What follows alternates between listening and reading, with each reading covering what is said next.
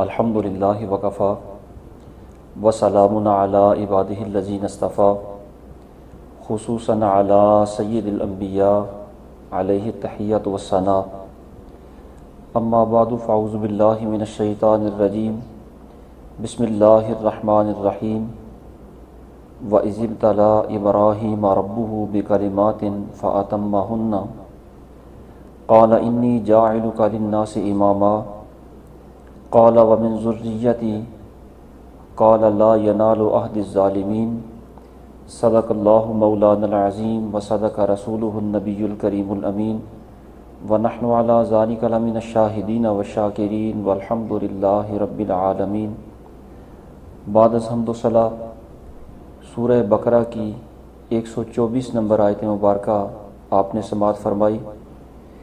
اللہ رب العالمین ارشاد فرماتا ہے، اور جب ابراہیم کو اس کے رب نے کچھ باتوں سے آزمایا تو اس نے وہ پوری کر دکھائیں۔ فرمایا میں تمہیں لوگوں کا پیشوا بنانے والا ہوں۔ عرض کی اور میری اولاد سے؟ فرمایا میرا عہد ظالموں کو نہیں پہنچتا۔ اس آیت کریمہ میں استعمال ہونے والے خصوصی توجہ طلب الفاظ ملاحظہ فرمائیں۔ سب سے پہلے ارشاد فرمایا وَإِذِ ابْتَلَىٰ۔ ابتلا کا معنی ہوتا ہے کسی مشکل کام کی تکلیف دینا، آزمائش میں مبتلا کرنا۔ یہاں یہ یاد رہے کہ آزمائش میں مبتلا کرنے والا، جانچنے والا، پرکھنے والا کبھی تو خود اپنی واقفیت کے لیے کسی کو آزماتا ہے، اور کبھی اس لیے آزماتا ہے کہ جسے آزمایا جا رہا ہے وہ خود تو اس کے احوال سے واقف ہے۔ آزمانے کا مقصد یہ ہے کہ دوسروں پر بھی اس کے احوال کو واضح کر دے، اس کی بھلائی اور اس کی بڑائی دوسروں پر آشکارا کر دے۔ ظاہر ہے اللہ رب العالمین جب کسی کو آزمائش میں مبتلا کرتا ہے تو وہ خود تو ہر ایک کے احوال جانتا ہے، اس کے آزمانے کا مقصد صرف یہ ہوتا ہے کہ دوسروں پر اس کی بھلائی کو واضح کر دیا جائے۔ پھر فرمایا کلمات، یہ کلمت ان کی جمع ہے۔ لفظ کلمہ کا لغوی معنی ہے ایک بات کرنا۔ یہاں کلمات سے مراد محض بات ہی نہیں بلکہ اس سے مراد احکام شرعیہ اور احکام الہیہ ہیں۔ اب وہ کون سے احکام شرعیہ ہیں، اس کی تفسیر میں مفسرین کرام کے متعدد اقوال ہیں۔ ایک قول یہ ہے کہ یہاں کلمات سے مراد حج کے مناسک اور حج کے احکام ہیں۔ دوسرا قول یہ ہے کہ یہاں کلمات سے مراد وہ 7 بڑی آزمائشیں ہیں جو حضرت ابراہیم علیہ السلام پر آئیں اور جن کی وجہ سے حضرت ابراہیم کو آزمایا گیا۔ مثلا آپ کی قوم چاند اور سورج کی پرستش کرتی ہے تو قوم کا اس بت پرستی اور شرک میں مبتلا ہونا یہ حضرت ابراہیم علیہ السلام کے لیے آزمائش ہے۔ دوسری آزمائش یہ تھی کہ نمرود کی پوری سلطنت آپ کے مقابلہ پر اتر آئی، اور تیسری بڑی آزمائش یہ تھی کہ آپ کو بڑی عمر کے اندر ختنہ کا حکم دیا گیا۔ چوتھی آزمائش یہ تھی کہ آگ کو آگ میں ڈالا گیا، اور پانچویں آزمائش یہ تھی کہ آپ کو یہ حکم دیا گیا کہ اپنے پیارے بیٹے حضرت سیدنا اسماعیل علیہ السلام کو اللہ کی راہ میں قربان کر دیں۔ اور چھٹی بڑی آزمائش یہ تھی کہ اللہ کی راہ میں آپ کو اپنا وطن ترک کرنے کا، ہجرت کرنے کا حکم دیا گیا۔ اور ساتویں آزمائش یہ تھی کہ اپنی بیوی اور اپنے اکلوتے بیٹے حضرت اسماعیل علیہ السلام کو جنگل میں تنہا چھوڑ آنے کا آپ کو حکم دیا گیا۔ تو مفسرین کا ایک قول یہ ہے کہ یہ جو بڑی 7 آزمائشیں حضرت ابراہیم علیہ السلام پر آئیں، یہاں کلمات سے یہ آزمائشیں مراد ہیں۔ تیسرا مفسرین کا قول یہ ہے کہ یہاں وہ خصوصی طور پر 10 احکام مراد ہیں جنہیں احکام فطرت بھی کہا جاتا ہے۔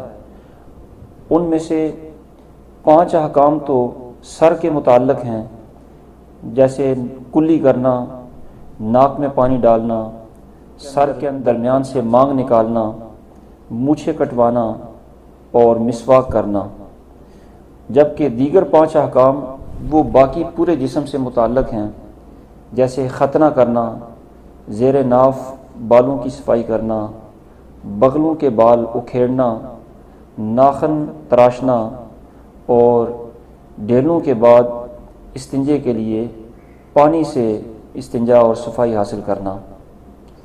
جبکہ چوتھا قول یہ ہے کہ یہاں کلمات سے مراد 30 خصوصی احکام ہیں، جن کی تفصیل یہ ہے کہ 10 احکام سورہ توبہ کی 112 نمبر آیت مبارکہ میں اللہ رب العالمین نے بیان فرمائے۔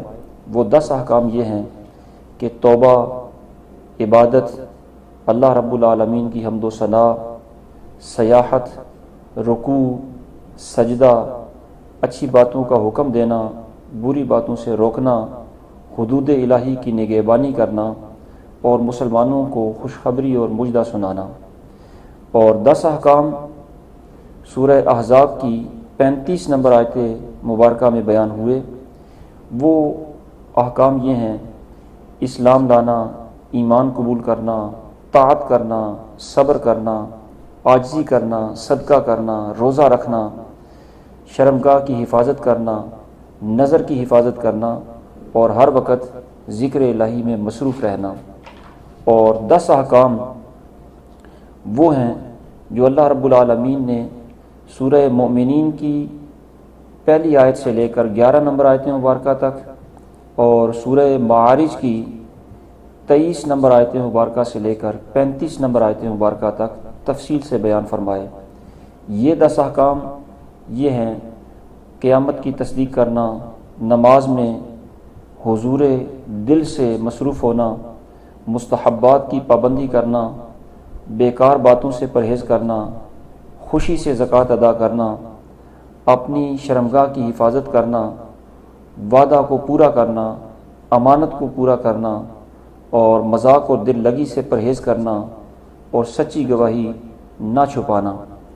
یہ 4 اقوال کلمات کی تفسیر میں مفسرین نے بیان فرمائے۔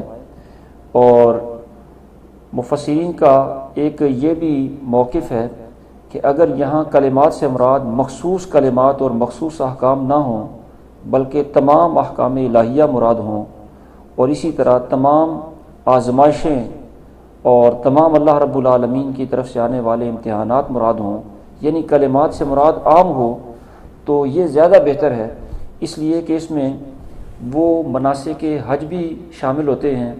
اس میں حضرت ابراہیم علیہ السلام پر آنے والی 7 بڑی آزمائشیں بھی شامل ہیں۔ اس میں مخصوص 10 احکام جنہیں فطرت بھی کہا جاتا ہے وہ بھی شامل ہیں، اور 30 احکام جو مختلف صورتوں میں بیان ہوئے وہ بھی شامل ہو جاتے ہیں۔ تو اس لیے زیادہ مناسب یہ ہے کہ کلمات سے مراد عام معنی لیا جائے، اور اس وقت اس کا معنی یہ ہوگا کہ تمام احکام الہیہ وہ اوامر ہوں یا نواہی ہوں۔ پھر فرمایا اماماً، امام سے مراد دینی پیشوا ہوتا ہے، یعنی ایسی شخصیت جس کی پیروی کی جائے، جس کی اقتداء کی جائے۔ یہ دینی پیشوائی، اس سے مراد یا تو نبوت ہے یا محض نبوت کے علاوہ لوگوں کا دینی معاملہ میں پیشوا ہونا۔ تو اللہ رب العالمین نے فرمایا کہ اے ابراہیم، ہم آپ کو امام بنانے والے ہیں، یعنی آپ کو نبوت کے مقام سے سرفراز فرمانے والے ہیں یا لوگوں کا دینی پیشوا بنانے والے ہیں۔ تو آپ کو پھر اللہ رب العالمین نے نبوت کا بھی اعلیٰ مقام عطا فرمایا اور دینی پیشوائی تو ایسی عطا فرمائی کہ آپ کے بعد جتنی بھی امتیں آئیں اور جتنے بھی طبقات انسانی ہوئے، وہ سارے کے سارے گروہ انسانی، ساری امتیں حضرت ابراہیم علیہ السلام کی عزت اور احترام کرتی ہیں اور آپ کو قدر کی نگاہ سے دیکھتی ہیں، اور دینی لحاظ سے آپ سب کے مقتدا ہیں۔ آپ نے عرض کی کہ ذریتی، ذریت کا معنی اولاد ہوتا ہے، اور پھر ارشاد فرمایا کہ عہدی، لفظ عہد سے مراد وعدہ امامت ہے۔ اگر امامت سے مراد نبوت ہو تو مطلب یہ ہوگا کہ ہماری نبوت جو ہے وہ فاسقوں کو نہیں ملتی، اور اگر وعدہ امامت سے مراد دینی پیشوائی ہو تو مطلب یہ ہوگا کہ جو کفار ہیں یا جو ظاہراً فاسق ہیں وہ دینی پیشوائی کے اہل نہیں ہیں۔ پھر فرمایا ظالمین، ظالم کا معنی ہوتا ہے حد سے بڑھنے والا، اس کا اطلاق کافر پر بھی ہوتا ہے اور فاسق پر بھی ہوتا ہے۔ یہ اس آیت کریمہ میں استعمال ہونے والے خاص توجہ طلب الفاظ